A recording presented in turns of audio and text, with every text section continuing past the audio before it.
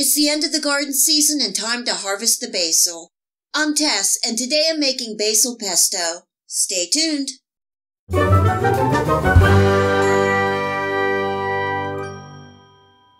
harvested all of my basil today, and I'm making some pesto to freeze. I freeze my pesto in small freezer bags in half-cup portions. I use basil pesto in a variety of dishes. I put it on potatoes, rice, pasta, sandwiches, wraps, meats, pizza, in dips, salad dressings, soup, stews, and the list goes on.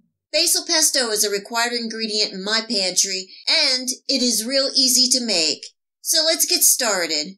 One of the ingredients in basil pesto is nuts. Typically, you will see pesto made with pine nuts, but they can be a bit pricey. I'm using almonds, but you can use any nuts or combo of nuts that you like.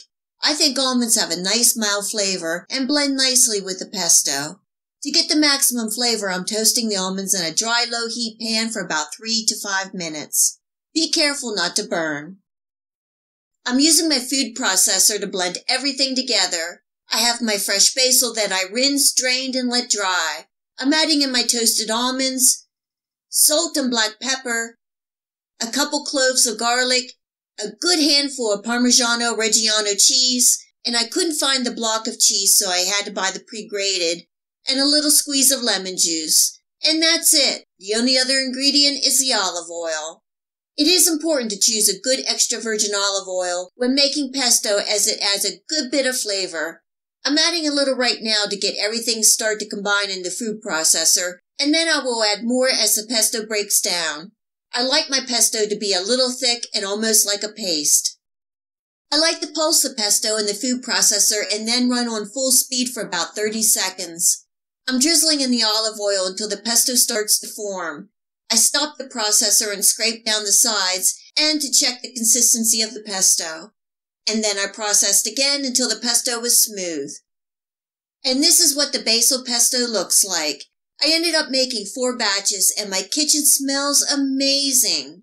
I just love the smell of basil, and it is one of my favorite herbs. Most large grocery stores have bunches of fresh basil available. You can always cut this recipe in half. Buy a bunch or 2 of basil and give homemade pesto a try. And enjoy. If you like this recipe, please hit the like and subscribe button. Remember to hit the bell next to the subscribe to make sure that you get my future video recipes. You can also find me on Steemit, Facebook, and at my website.